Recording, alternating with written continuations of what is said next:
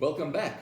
Segment 3 of February the 14th's discussion with all you folks out there. And we've been discussing how the US individual states compare to national states' GDP outputs across the globe. Interesting discussion.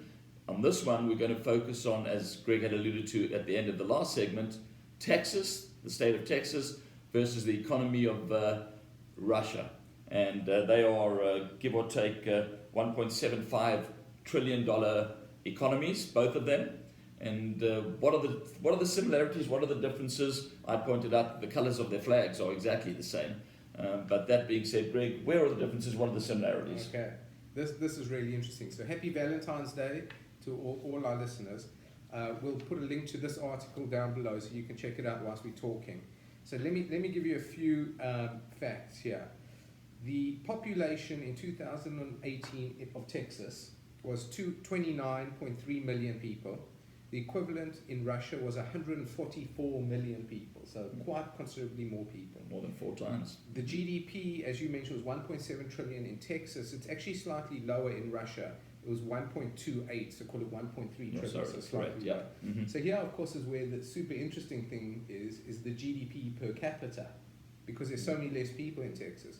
So Texas GDP per capita was $58,000 a year per person versus Russia, which is $8,700. So there you have it. I mean, that's all the difference there. Here are some other interesting snippets that in comparing the two states. You know, Texas is huge, no doubt, a massive state. Russia is actually the largest landmass nation state in the world. And what's kind of interesting about Russia is the climate change that's going on is actually causing some thawing, if you will, in the Siberian Peninsula. In northern Russia, right? And what it's doing, it's actually uncovering some, land masses which hadn't really been explored before, and they're discovering a good amount of ore deposits, as you would expect, beneath there. So Russia is perhaps a lot wealthier than we even do believe, but they've got to extract the materials out the ground. So that said, Russia produces 10.9 million barrels of oil per day, comparing to Texas, which is producing 4 million per day.